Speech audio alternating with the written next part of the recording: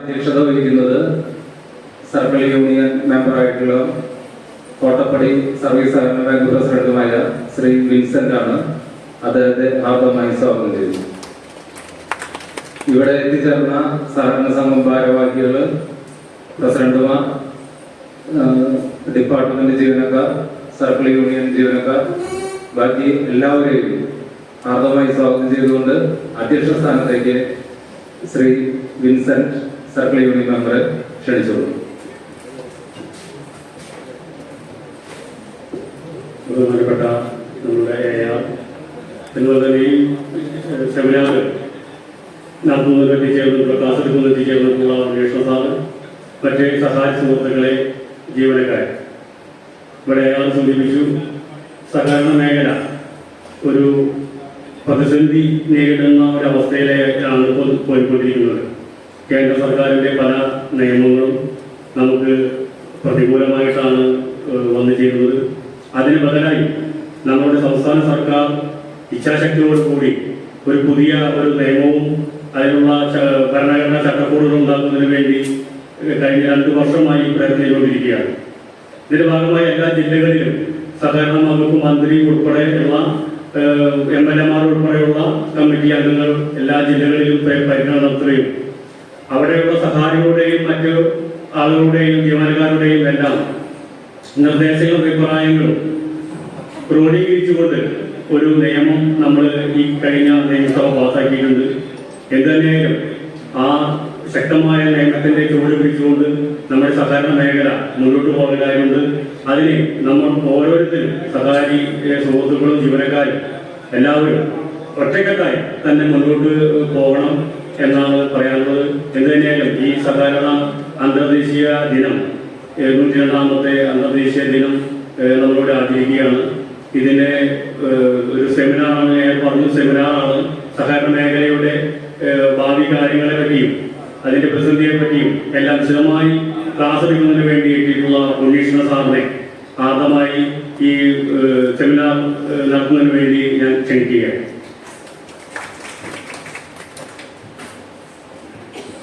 എത്രയും ബഹുമാനപ്പെട്ട assistant circle union member, സദസ്സിലുള്ള പ്രിയ സഹകാരികളെ, സുഹൃത്തുക്കളെ, എന്നെ ഒരു റിട്ടയർഡ് ജോയിന്റ് രജിസ്ട്രാറിനാണ് ഇവിടെ പറഞ്ഞത്.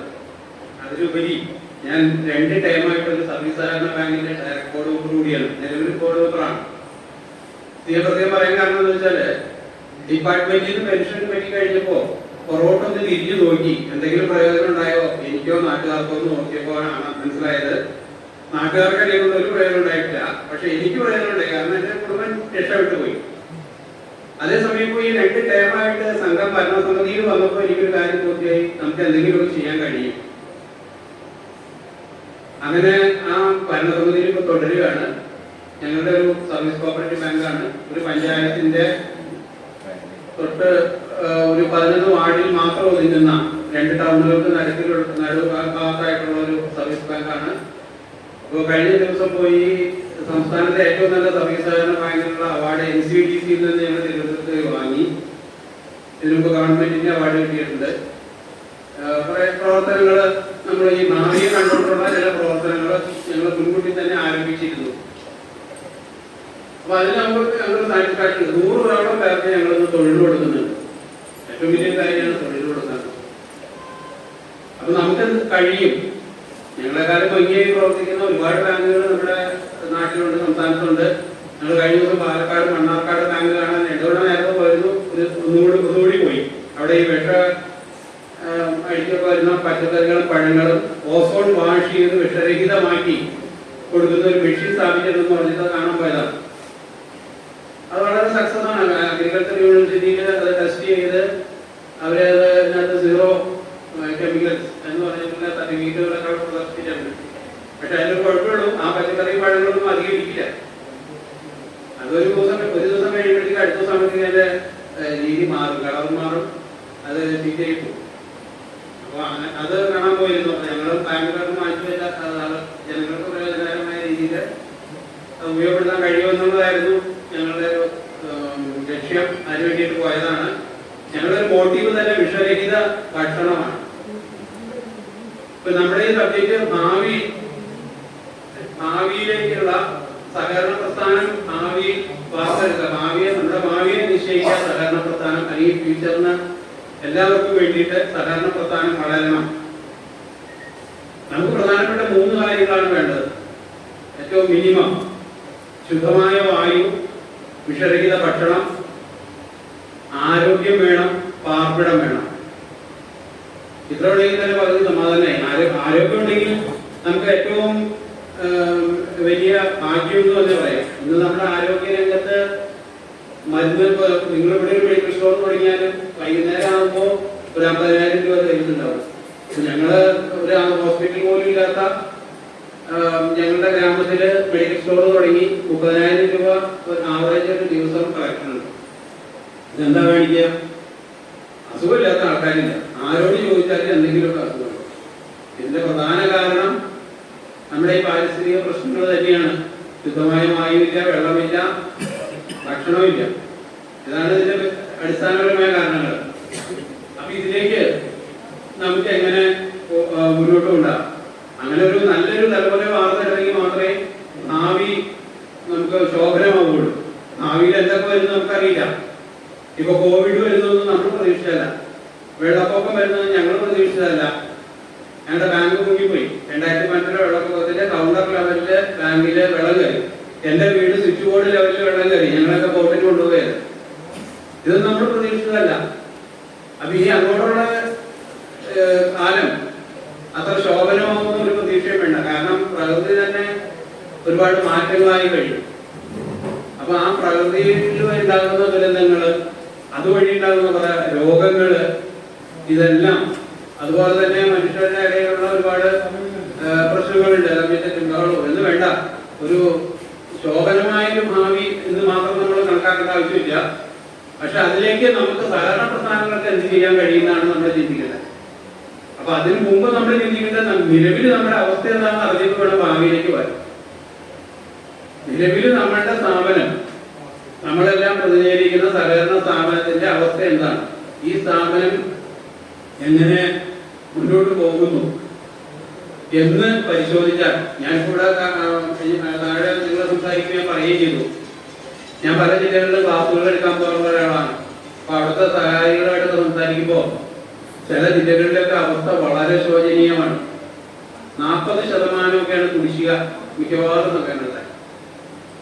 ലോൺ കൊടുക്കാൻ പറ്റില്ല. ലോൺ കൊടുക്കാനില്ലെങ്കിൽ ആൾക്കാർ വരികയില്ല. ഒരു തരത്തിലെ നിശ്ചലാവസ്ഥയിലാണ് പലതും. അതിന് പുറമെ നമ്മളുടേതായ, നമ്മളെന്ന് പറഞ്ഞാൽ നമ്മളെല്ലാവരും ഇല്ല, ചില വ്യക്തികൾ കാണിക്കുന്ന ചില പ്രശ്നങ്ങൾ കൊണ്ടും ചീത്തപ്പേരുമായി മൊത്തം. അതിനിടയ്ക്ക് കേന്ദ്ര ഗവൺമെന്റ്, റിസർവ് ബാങ്ക് തുടങ്ങിയ ഏജൻസികളുടെ സമ്മർദ്ദങ്ങളായി. ഇതിനെല്ലാം തരണം ചെയ്ത് വേണം നമുക്ക് മുന്നോട്ട് പോകാൻ. ഇന്ന് മത്സരാധിഷ്ഠിതമാണ് എല്ലാ രംഗവും. അതുപോലെ തന്നെ നമ്മൾ സഹകരണ ബാങ്കുകൾ പണ്ട് അങ്ങനെ ഒരു പ്രശ്നം നമുക്കെതിരെ ഒന്നും മത്സരം ഉണ്ടായിരുന്നില്ല. ഇന്ന് ഗ്രാമങ്ങളിലാണ് ബാങ്കുകൾ, മറ്റു ബാങ്കുകളെല്ലാം ഗ്രാമങ്ങളിൽ നിൽക്കുകയാണ്. അവർ വീടുകൾ പോലും കയറി ഇറങ്ങുകയാണ്. കഴിഞ്ഞ ദിവസം എന്റെ വീട്ടിൽ 2 കുട്ടികൾ വന്നു ബാങ്കുമായിട്ട്. അപ്പൊ ഞാൻ ഓർക്കുന്നത് ഈ സേവന കറി പൗഡർ അങ്ങനെയുള്ള സാധനങ്ങൾ വിൽക്കാനായിട്ട് വരുന്ന പിള്ളേരാണ്. അപ്പൊ ഞാൻ അവരോട് പറഞ്ഞു, ഒന്നും വേണ്ടാട്ടോ, ഇവിടെ എല്ലാ സാധനവും ഉണ്ടെന്ന് പറയുമ്പോൾ അവർ ചിരിച്ചു. കാരണം ഞങ്ങൾ അതിന് വന്നതല്ല, ഞങ്ങൾ തൊട്ടടുത്തുള്ള കാത്തലിസ്ത്രീയ ബാങ്കിൽ നിന്ന് അവരുടെ സേവനങ്ങളെ കുറിച്ചും അവരുടെ ചില പ്രോഡക്ട്സും പരിചയപ്പെടുത്താൻ വന്നതാണെന്ന് പറഞ്ഞു. നമ്മുടെ ഇപ്പോഴത്തെ അവസ്ഥ എന്താണെന്ന് നമ്മളൊന്ന് ചിന്തിച്ചു നോക്കും. 6 പേജുള്ള അപേക്ഷ ഫോറം, അത് പൂരിപ്പിച്ച് മാസത്തിലൊരിക്കൽ 1-2 കമ്മിറ്റി കൂടുമ്പോൾ അതിൽ പാസ്സാക്കി വേഴാമ്പൽ മഴ കാത്തിരിക്കുന്നത് പോലെ ഈ വായ്പ കിട്ടാനായിട്ട് നമ്മുടെ അംഗങ്ങൾ കാത്തിരിക്കുകയാണ്. അത് വായ്പയൊക്കെ പാസ്സാക്കി കഴിയുമ്പോൾ, ഞാൻ പല സ്ഥലത്തും എനിക്കത് അനുഭവമുണ്ട്, ഞാൻ കണ്ടിട്ടുണ്ട്. പാസ്സാക്കി കഴിയുമ്പോഴാണ് പറയണേ ജാമ്യക്കാരന് കുടിശ്ശികയുണ്ട്, അല്ലെങ്കിൽ മറ്റെന്തെങ്കിലും കുഴപ്പമുണ്ട്. അപ്പൊ അയാൾ ഇതുപോലെ ഉണ്ടാക്കിയ പേപ്പറുകളും എല്ലാം വെറുതെ. അപ്പൊ നമ്മുടെ കസ്റ്റമർ റിലേഷൻ, അല്ലെങ്കിൽ നമ്മുടെ ജനങ്ങളോട്, നമ്മുടെ അംഗങ്ങളിലേക്ക് കൂടുതൽ അങ്ങോട്ട് ചെല്ലുന്ന അവർക്ക് വേണ്ട സേവനങ്ങൾ കൊടുക്കാൻ നമ്മൾ പ്രാപ്തമാകണം. ഇന്നിപ്പോ ഒരു ബാങ്കില്, മറ്റേത് ബാങ്കിന്റെ ആയാലും അത് ശരിയാണ്. ഞാനിപ്പോ എന്റെ മകനെ ഒരു വീട് എറണാകുളത്ത് വാങ്ങാനായിട്ട് ഒരു ബാങ്കിനെ, ഇവിടെ എന്റെ ബാങ്കിൽ നിന്ന് കിട്ടൂല, കാരണം എറണാകുളത്താണ് വീട് വാങ്ങിയത്. അപ്പൊ വെറുതെ വിളിച്ചൊരു 2 മണിക്കൂർ കഴിഞ്ഞപ്പോ അതിന്റെ ഓഫീസർ വീട്ടിലെ ലാപ്ടോപ്പായിട്ട് വന്നേക്കാം. അപ്പൊ ഞാൻ വെറുതെ വിളിച്ചു ചോദിച്ചിട്ടുള്ളൂ, നിങ്ങളെന്തെങ്കിലും ഇവിടെ വന്നേച്ചു. അല്ല, സാറിനോട് സംശയമൊക്കെ പറഞ്ഞുതരായിരുന്നു. ഡീറ്റെയിൽസ് ചോദിച്ചോളാൻ പറഞ്ഞു.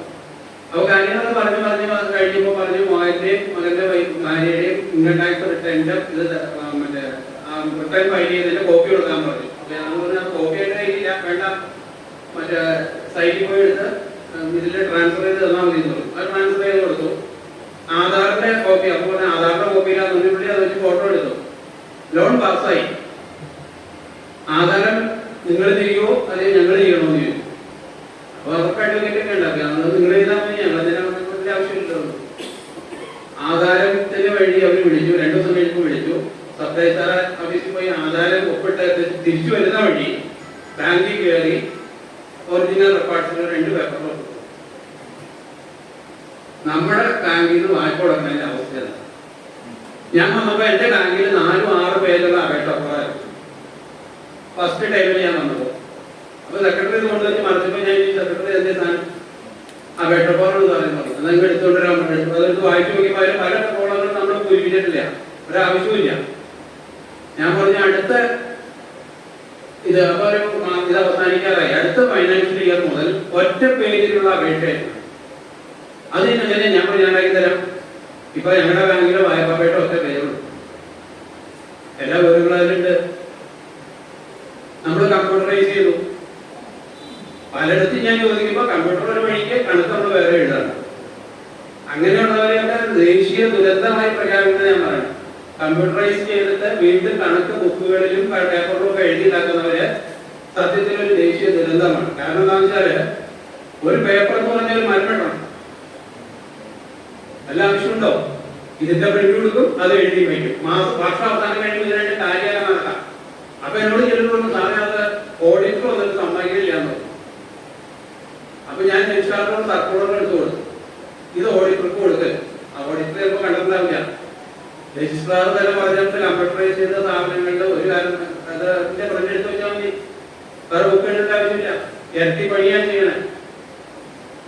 പിന്നെ ഈ ജനങ്ങളിലേക്ക് ഇപ്പൊ ജനങ്ങൾ ഗൂഗിൾ പേ, ഫോൺ പേ എന്ന് വേണ്ട, അതുപോലെ എന്റെ നെഫ്റ്റ്, RTGS തുടങ്ങിയ ഓൺലൈൻ ട്രാൻസാക്ഷൻ ഗവൺമെന്റ് തന്നെ, സെൻട്രൽ ഗവൺമെന്റ് തന്നെ, റിസർവ് ബാങ്ക് തന്നെ അതിലേക്കാണ് കൂടുതൽ ശ്രദ്ധ കേന്ദ്രീകരിക്കുന്നത്. വലിയ താമസമില്ലാതെ തന്നെ നമ്മുടെ നോട്ടുകൾ ഇനിയും കുറയും.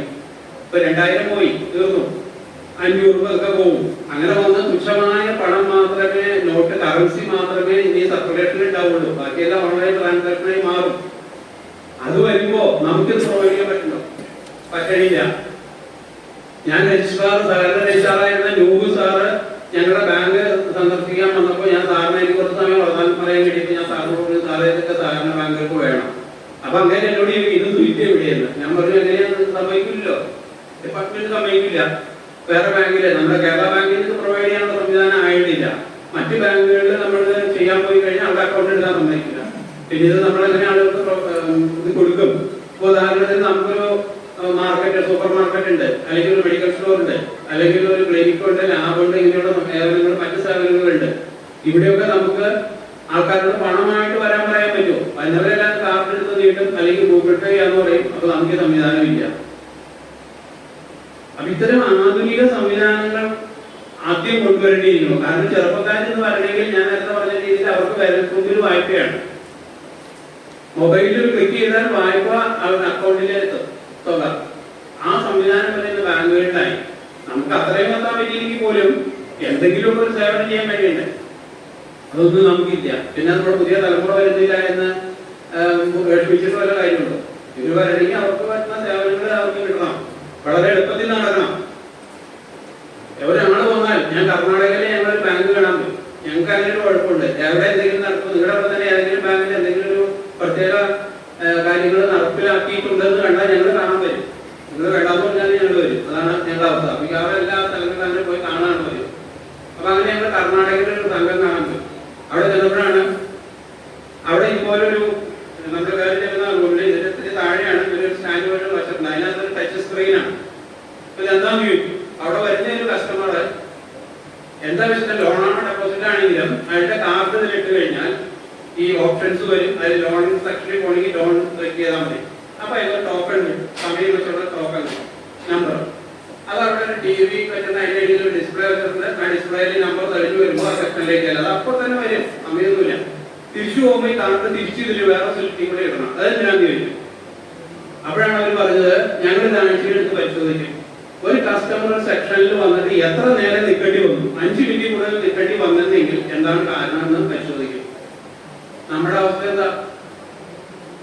നമ്മുടെ കസ്റ്റമർ നടന്നവരുടെ ചെരുപ്പ് കഴിഞ്ഞിട്ടുണ്ടാവും മിക്കവാറും. ഇത് അവര് കർണാടക, നമ്മൾ പറഞ്ഞ കേരളമാണെന്ന് സഹകരണ മേഖലയിൽ ഏറ്റവും ഗംഭീരം എന്നൊക്കെ പറയും. പക്ഷെ കർണാടകയിൽ ഞങ്ങൾ നേരിട്ട് കണ്ടതാണ്. ഇനി വേറൊരു സംഘം നമ്മുടെ കേരളത്തിൽ തന്നെയുള്ളത്, അവിടെ ഒരു ATM പോലെ മെഷീൻ വെച്ചിട്ടുണ്ട്. എന്താണെന്നറിയാമോ?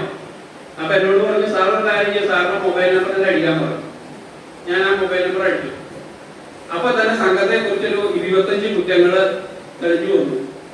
അതായത് കസ്റ്റമേഴ്സിനോട് പെരുമാറുന്നത് മോശം, സമയത്ത് കാര്യങ്ങൾ നടക്കുന്നില്ല, കൃത്യമായി നടക്കാന്ന് പറഞ്ഞാൽ അതിനകത്ത് ബിൽഡിംഗ് എന്ന് പറഞ്ഞവരുടെ 25 എണ്ണം വന്നു. സാറിന് വേണമെങ്കിൽ പുതിയത് അടിച്ചു ചേർക്കാം, അല്ലെങ്കിൽ ഇതിലേതെങ്കിലും ഒന്ന് ക്ലിക്ക് ചെയ്യാൻ പറഞ്ഞു. ഞാൻ അവിടെ ക്ലിക്ക് ചെയ്തു. അപ്പൊ തന്നെ എനിക്കൊരു മെസ്സേജ് വന്നു, നിങ്ങളുടെ പരാതി സെക്രട്ടറിക്ക് പോയിട്ടുണ്ട്, 5 മിനിറ്റിനുള്ളിൽ സെക്രട്ടറി നിങ്ങളെ വിളിക്കും. അപ്പൊ സെക്രട്ടറിയെ ഞാൻ മൊബൈൽ കാണിച്ചു തന്നു. സെക്രട്ടറി ഞാൻ വന്ന് ഈ മെഷീൻ നമ്മുടെയൊക്കെ സ്ഥലത്ത് കൊണ്ടുവച്ചാൽ എന്താ അവസ്ഥ? ഈ മെഷീൻ തോറ്റുപോകുള്ളൂ. ഇപ്പൊ ഇന്നലെ ഒരു റോബോട്ട് ആത്മഹത്യ എന്ന് പറഞ്ഞില്ലേ, എന്നതുപോലെ ഈ മെഷീൻ സ്വയം ആത്മഹത്യ ചെയ്യും. കാരണം അത്രയ്ക്ക് പരാതി പ്രശ്നങ്ങളായിരിക്കും. നമ്മുടെ ആരോഗ്യത്തിന് തുനിയയില്ല. നമ്മുടെ കേരളത്തിലൊരു ബാങ്കിലുള്ളതാ, ഞങ്ങൾ പോയി കണ്ടിരുന്നു. 24 മണിക്കൂർ വർക്ക് ചെയ്യുന്ന ഒരു ബാങ്ക് കേരളത്തിലുണ്ട്, അറിയോ? 24 മണിക്കൂർ വർക്ക് ചെയ്യുന്നുണ്ട്. 360 ദിവസം 24 മണിക്കൂർ. ആ രാത്രി വർക്ക് ചെയ്യുന്നതുകൊണ്ടുള്ള പ്രയോജനം കിട്ടിയ ജനങ്ങളുടെ ഒക്കെ വിവരങ്ങൾ പത്രത്തിൽ അച്ചടിച്ചു വന്നതൊക്കെ അവിടെ ലാമിനേറ്റ് ചെയ്ത് വെച്ചിട്ടുണ്ട്. രാത്രിയൊക്കെ ഹോസ്പിറ്റലിൽ കൊണ്ടു വന്നു. അവിടെ ചെന്ന് പണം കെട്ടി വെക്കാൻ പറഞ്ഞു. പൈസ ഇല്ല, സ്വർണം കൊണ്ടുവന്ന് ഈ ബാങ്കിൽ പണയം വെച്ച് രാത്രി പണം കൊണ്ട് കെട്ടി വെച്ചു. അയാൾ ഹോസ്പിറ്റലിൽ ചികിത്സ കഴിഞ്ഞ് രക്ഷപ്പെട്ടു. ഇത് അന്നത്തെ പത്രത്തിൽ വന്നത് അവിടെ ലാമിനേറ്റ് ചെയ്ത് വെച്ചിട്ടുണ്ട്. ഇങ്ങനെ പല കാര്യങ്ങൾ അപ്പൊ ഇത് ന്യൂസുകളും ലാമിനേറ്റ് ചെയ്ത് വെച്ചിട്ടുണ്ട്. ഇപ്പൊ എന്റെ ബാങ്കില് ആദ്യം ഈ പറഞ്ഞ രീതിയിൽ 9:30 തൊട്ട് 5 മണി 5:30 വരെയായിരുന്നു. ഞാൻ ഓടി ചെല്ലുമ്പോൾ അനുഭവരോട് ചോദിക്കും, സാർ ലോൺ എടുക്കല്ലേ ഡെപ്പോസിറ്റ് ചെയ്യലാം? ഞങ്ങൾ ഡെപ്പോസിറ്റ് ചെയ്യാൻ പൈസ ഒന്നുമില്ല, ലോൺ എടുക്കാം. പക്ഷെ ഞാൻ ലോൺ എടുക്കാൻ രാവിലെ വരുമ്പോ നിങ്ങൾ തുറന്നിട്ടില്ല, എനിക്ക് ഓഫീസിൽ കൊണ്ടേ, ഞാൻ ലീവ് എടുക്കണ്ടേ. വൈകിട്ട് വരുമ്പോൾ നിങ്ങൾ കൂട്ടി, പിന്നെ ഞാൻ എങ്ങനെ ലോൺ എടുക്കാന്ന് ചോദിച്ചു. അതുകൊണ്ട് നിങ്ങൾ എന്തെങ്കിലും ഒരു സംവിധാനം ഉണ്ടാക്കാൻ പറഞ്ഞ് ഞാൻ ഫസ്റ്റ് ടൈമില് കോളിൽ വന്നു കഴിഞ്ഞപ്പോ